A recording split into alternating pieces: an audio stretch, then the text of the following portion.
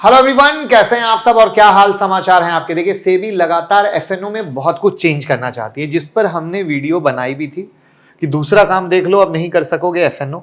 तो क्या चेंज चाहती है, किस पे एक्शन होने की बात हो रही है, वो हमने इस पे डिस्कस किया था। अगर आपने नहीं देखा हो तो आप चैनल पे देख रही हो, वीडियो है, जाके देख लीजिएगा और चैनल को भी भैया सब्सक्राइब कर लीजिएगा।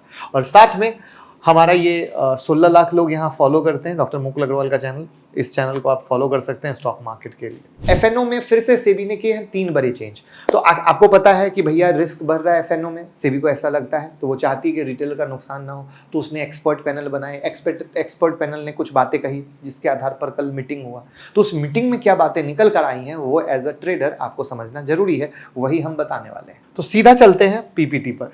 देखिए, सबसे इंपॉर्टेंट बात यह है कि एग्जिस्टिंग स्टॉक में कोई भी स्टॉक सेंसेक्स और निफ्टी से एग्जिट नहीं होगा। सेबी बोर्ड के सामने जो प्रपोजल रखा गया था उसमें क्लियर लिखा है कि 26 स्टॉक एग्जिट होंगे और 35 स्टॉक एंट्री करेंगे। यानी ये प्रपोजल था, बट इन्होंने कहा कि कुछ नहीं एग्जिट होगा। ध्यान से, क्योंकि मैंने उस वीडियो में भी कहा था कि पहले क्या होता है, प्रपोजल जाते हैं, तो जरूरी नहीं कि सारा प्रपोजल को माना जाए। तो पहली कहानी यहां है, करंटली 182 स्टॉक में से कुछ एग्जिट और एंट्री होंगे।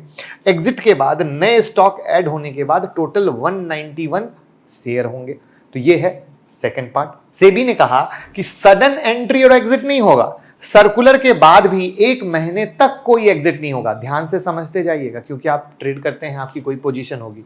एग्जिट तब होगा जब स्टॉक लगातार महीनों तक उस स्केल पर फेल होगा। तो ऐसा करने के लिए काफी टाइम मिलेगा, यानी आपको घबराने की जरूरत नहीं। तो ये है मेजर चेंज, क्योंकि कुछ स्टॉक ऐसे थे जो वॉल्यूम के बेसिस पर थोड़ा सा मैनिपुलेट किए जा सकते थे, जिससे रिस्क ज्यादा हो जाता और इसलिए इनको हटाया जाना था। लेकिन इंटरेस्टिंग बात यह है कि ऑब्जेक्शन जो आए थे पब्लिक कंसल्टेशन पेपर पर, वहां बहुत लोगों ने ऑब्जेक्शन उठाए थे कि सेबी जो ला रहा है उसके कारण अगर सडन एंट्री और एग्जिट होती है तो लोगों को नुकसान हो सकता है।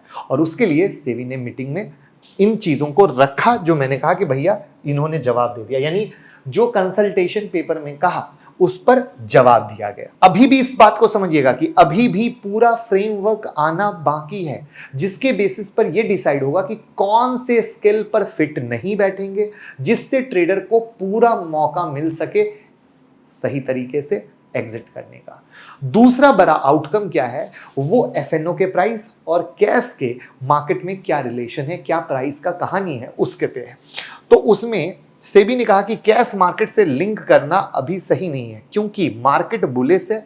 फ्यूचर में मार्केट कॉन्सोलिडेशन करेगा, तब भी सेम क्राइटेरिया फॉलो किया जाएगा। सेबी का आर्गुमेंट था कि 3 महीने का डेटा देखकर ही डिसीजन लिए जाएंगे। अगर स्टॉक प्राइस के बेसिस पर एग्जिट होते हैं तो कोई प्रॉब्लम नहीं होगी। मतलब क्या हुआ, कैश मार्केट के हिसाब से एफएनओ के प्राइस नहीं सेट होंगे जब तक सर्कुलर ना आ जाए। अभी जैसा चल रहा है वैसा चलता रहेगा। और तीसरा बड़ा डिसीजन था प्रोडक्ट सक्सेस फ्रेमवर्क को लेकर। उसकी कहानी थी कि भैया प्रोडक्ट सक्सेस फ्रेमवर्क को हल्का करने की बात हुई। सेबी ने कहा कि कॉन्सेशन नहीं मिलेगा, क्योंकि स्टॉक में मैनिपुलेशन के चांसेस ज्यादा हैं। इंडेक्स के कंपैरिजन में कोई कॉन्सेशन नहीं दिया जाएगा। ओवरऑल एंट्री के बारे में बात करें तो पहले बताया जा रहा है कि कोई स्टॉक निफ्टी से बाहर नहीं जाएगा। सेंसेक्स और निफ्टी के स्टॉक एग्जिट नहीं करते हैं। वहीं सभी रूल और रेगुलेशन लागू होंगे। ये सब लागू होने वाला है जब सर्कुलर आएगा। ध्यान रहे, अभी इसको लेकर मैंने आपसे पहले ही कह दिया था कि अभी फ्रेमवर्क पूरा नहीं हुआ है, बट जो मेजर चेंजेस है वही होने वाला है। तो ये था एक ओवरऑल मीटिंग का आउटलुक। आने वाला समय बताएगा कि और क्या अपडेट है। जैसे जैसे अपडेट आएगी मैं वैसे वैसे आपके साथ शेयर करूंगा, बट याद रखिए फाइनल आउटकम पेंडिंग है। बट चूंकि हम ट्रेडर हैं, हमारी पोजीशन रहती है, हमें हर एक अपडेट, हर एक खबर से जागरूक रहना जरूरी है। तो लोगों के साथ भी शेयर कर दीजिएगा।